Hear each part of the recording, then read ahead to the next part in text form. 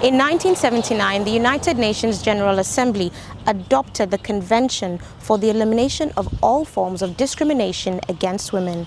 Women and girls represent half of the entire world population, therefore half of its potential.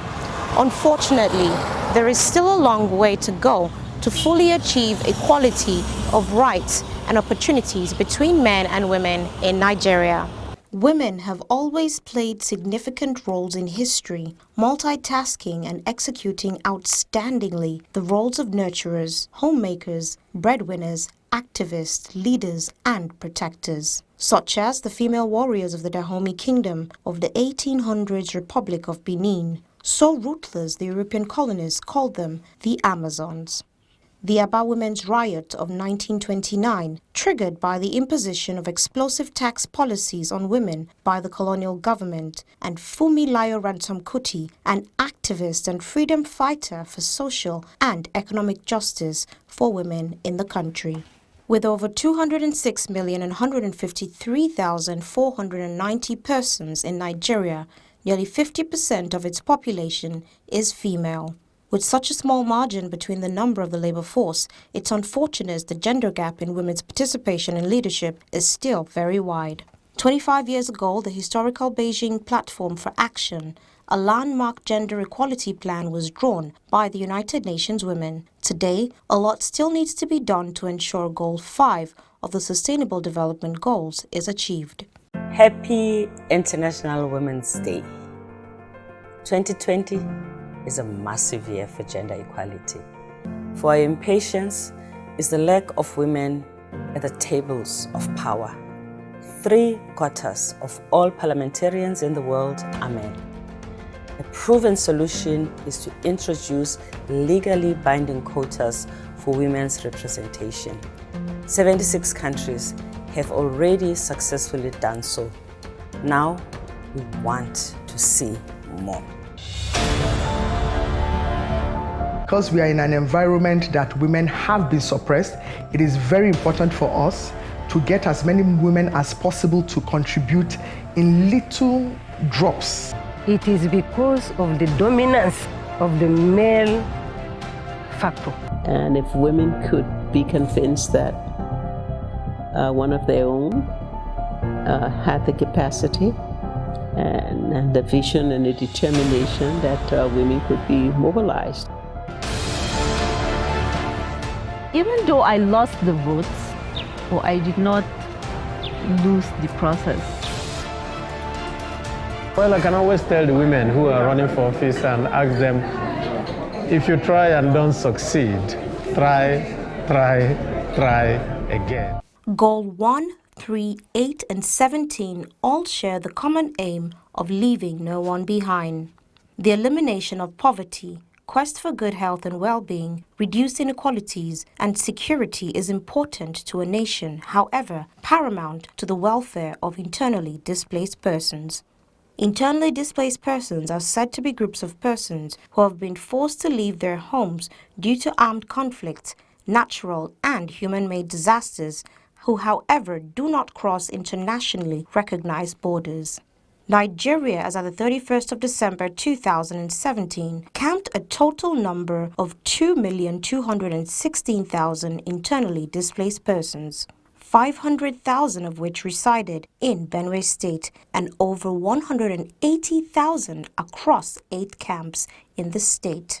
These marginalized groups are faced with challenges of diminishing resources to continuously cater to the needs, as their primary source of livelihood and shelter have been affected since January 2018 due to the attack by insurgents. We have them in several local governments. We have them in Makodi local government.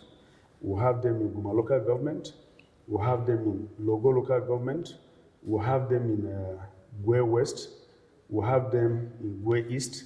And remember, it was in Gwe East that 2 Reverend Fathers were murdered in the church by Fulani herdsmen. We have them in Agatu local government, especially communities along River Benue. Do you understand? Fulani herdsmen usually come from the river, attack them and retreat. On the whole, most of the support that the displaced people have been able to access is material support. Material support in terms of food, in terms of clothing, such other ones. But there still exists a huge gap in access to psychosocial support for the traumatized people. And what do these people come to do? What do they look for here? Don't actually know. Some of them will say they're looking for girls. Some of them will say they're looking for women to marry. Some of them will just visit us, especially the ladies.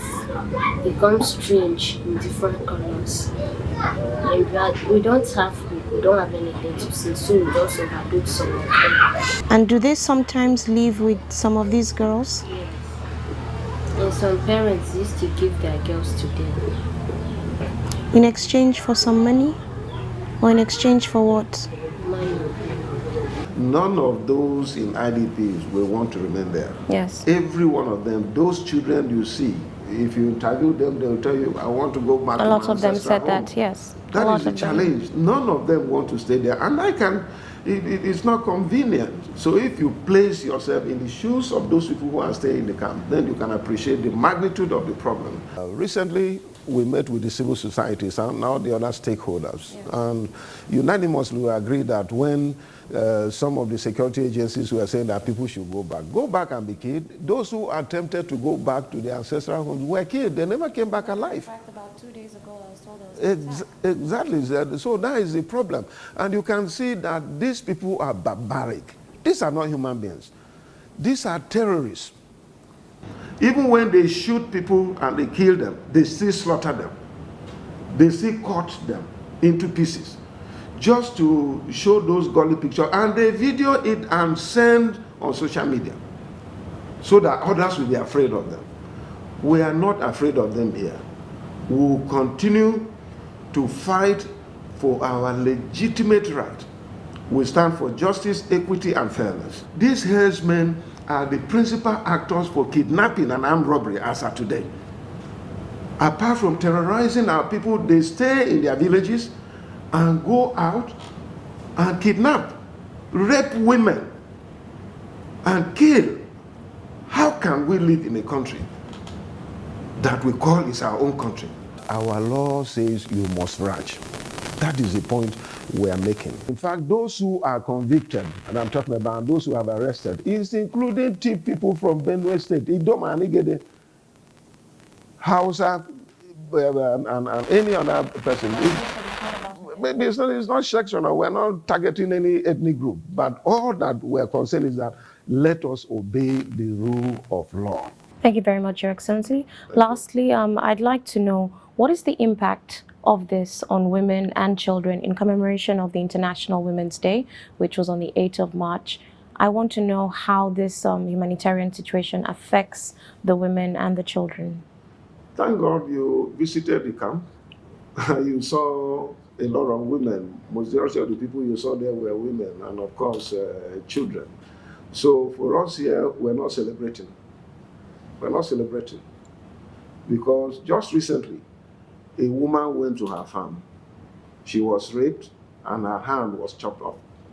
Wow. How do you celebrate a situation like that? And I tell you, because of the stigma that accompanies women who open up about such abuse, most of them will not say it. But a lot of our people, these people, you know, they are very wicked set of people. And because they stay in the wild for a long time, and any woman they see around, the next thing, they rape you and sometimes they kill you. Further urgent steps must be taken by all actors to ensure the internally displaced persons safely return to their original homes in the shortest time possible. Thank you for joining me on Global Agenda. I am Ukeme Etuknwa.